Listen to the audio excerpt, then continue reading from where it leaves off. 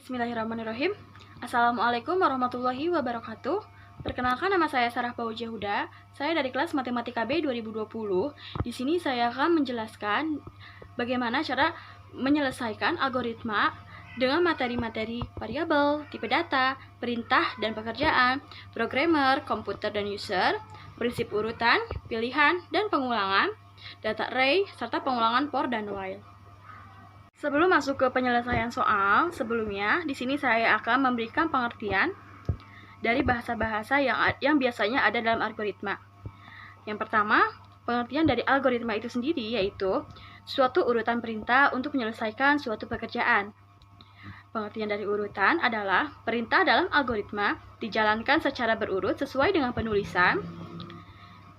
Kemudian selanjutnya ada pilihan, adalah struktur di mana suatu perintah atau aksi akan dilaksanakan jika suatu kondisi telah terpenuhi. Selanjutnya ada pengulangan, yaitu sebuah urutan perintah yang secara menerus diulang hingga suatu kondisi tercapai. Selanjutnya yaitu ada variabel, yaitu sebuah wadah atau nama yang digunakan untuk menyimpan data. Dan yang terakhir ada array, yaitu sekumpulan variabel yang memiliki tipe data yang sama dan dinyatakan dengan nama yang sama. Soal yang pertama yaitu menentukan apakah segi 4 itu termasuk bujur sangkar atau bukan. Nah, algoritma di samping menggunakan prinsip pilihan dengan bagian if-else. Seperti kita ketahui, pengertian dari pilihan merupakan struktur di mana suatu perintah atau aksi akan dilaksanakan jika suatu kondisi telah terpenuhi. Nah, dengan menggunakan variabel panjang dan variabel lebar disertai dengan tipe data integer. Algoritma di samping kita menggunakan penulisan dengan menggunakan pseudocode, di mana struktur yang pertamanya itu terdapat judul. Saya menggunakan judul, program menentukan apakah segi 4 bujur sangkar. Kita ketahui pula, untuk penulisan judul itu sebaiknya kita menggunakan dengan kalimat yang lebih singkat, tetapi jika ingin menambahkan keterangan singkat lainnya dapat menggunakan tanda kurung di bawahnya. Selanjutnya yaitu kamus. Kamusnya terdapat variabel panjang dan juga variabel lebar menggunakan tipe data integer. Mengapa saya menggunakan tipe data integer? Karena angka yang saya akan masukkan nanti akan berupa bilangan bulat. Selanjutnya yaitu di bagian deskripsi. Baris perintah yang pertama yaitu input variabel panjang dan lebar. Mengapa input panjang dan lebar? Karena di sini untuk angka dari panjang dan lebarnya kita menggunakan dimasukkan dari keyboard. Tetapi jika tidak menggunakan kata input, itu artinya panjang dan lebarnya sudah ditentukan oleh programmer sebelumnya. Kemudian ada if pilihan di sini, if apabila panjang sama dengan lebar, maka output bujur sangkar. Tetapi jika tidak, maka bukan bujur sangkar. Dengan penulisan if panjang sama dengan lebar, then output bujur sangkar, else output bukan bujur sangkar. Selanjutnya yaitu terdapat soal menghitung rata-rata dalam array maksimal banyaknya data adalah 100. Sebelum menyelesaikan soal tersebut, saya akan memberikan sedikit penjelasan mengenai penggunaan variabel array.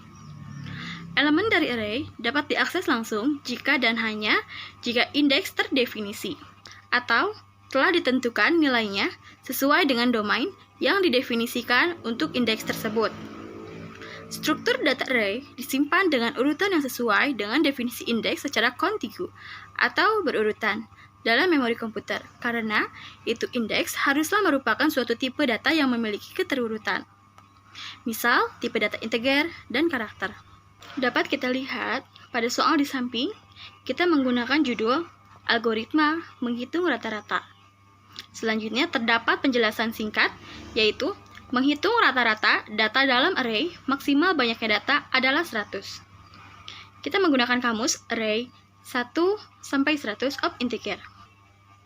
Itu artinya nilai 1 merupakan nilai awal indeks pada array dan nilai 100 merupakan nilai akhir pada indeks array. Dengan menggunakan tipe data yang sama keseluruhannya yaitu integer atau menggunakan bilangan bulat. Selanjutnya ke deskripsi, di mana kita masukkan A, array 1 sampai 100 of integer. Kemudian kita menjumlahkan sum A, sum di sini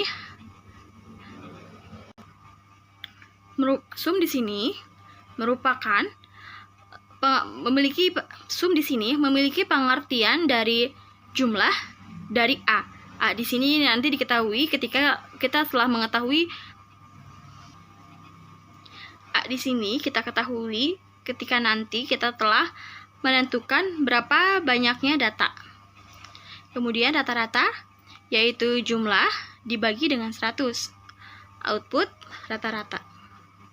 Selanjutnya yaitu terdapat soal menyimpan nama-nama siswa dalam variabel array. Nama dimasukkan dari keyboard dengan jumlah siswa 20 saja. Kita menggunakan judul algoritma menyimpan nama siswa. Dengan deskripsi singkat, menyimpan nama-nama siswa dalam variabel array. Nama dimasukkan dari keyboard dan jumlah siswa 20 saja. Kamus, kita menggunakan variabel array di mana var nama array of string 1 sampai 20. Kemudian ada variabel siswa ke dengan menggunakan tipe data integer. Nah, di deskripsi yaitu for siswa ke 1 to 20, 1 sampai 20. Kemudian input var nama siswa ke. Selanjutnya yaitu soal untuk menyimpan nama-nama siswa dalam variabel array. Nama dimasukkan dari keyboard, jumlah siswa ditentukan oleh pengguna. Dengan penggunaan judul yang sama seperti yang tadi, yaitu algoritma menyimpan nama siswa. Penjelasan singkat yaitu menyimpan nama-nama siswa dalam variabel array. Nama dimasukkan dari keyboard dan jumlah siswa ditentukan oleh pengguna. Kamus yang pertama yaitu N dan juga I. Memiliki tipe data integer, yaitu bilangan bulat. Dengan N, jumlahnya nanti akan ditentukan oleh penggunanya sendiri. Kemudian terdapat variabel array 1 sampai N of string. Mengapa menggunakan string? Karena di sini kita akan menggunakan tipe data dengan huruf. Selanjutnya yaitu ada deskripsi. Kalimat perintah yang pertama yaitu input N. Mengapa input N? Karena sebelumnya kita harus menentukan dulu banyaknya jumlah N untuk dilakukan langkah selanjutnya. For I 1 to N, input nama I. Kedua, soal sebelumnya menggunakan pengulangan for. Mengapa menggunakan pengulangan for? Karena soal yang pertama yaitu telah diketahui jumlahnya sebanyak 20. Dan soal yang kedua yaitu sebelum melakukan pengulangan telah menggunakan baris perintah input di mana jumlahnya telah diketahui sebelum melaksanakan perintah for-nya. Soal yang terakhir yaitu menyimpan nama-nama siswa dalam variabel array. Nama dimasukkan dari keyboard, jumlah siswa tidak diketahui dan akhir entry dengan ZZZZ. Dengan menggunakan judul algoritma menyimpan nama siswa. Penjelasan singkat, menyimpan nama-nama siswa dalam variabel array, nama dimasukkan dari keyboard, jumlah siswa tidak diketahui, serta akhir entry dengan tanda ZZZ. Dengan penggunaan kamus, I, integer, dan nama array of string. Deskripsinya yaitu nama I sama dengan A, I, 1, while nama I tidak sama dengan ZZZ, input nama I ditambah 1. Sekian yang dapat saya sampaikan. Mohon maaf apabila ada kesalahan dalam penyampaian materinya. Mungkin dikarenakan karena saya kurang memahami dalam materi tersebut. Terima kasih atas perhatiannya. Wassalamualaikum warahmatullahi wabarakatuh.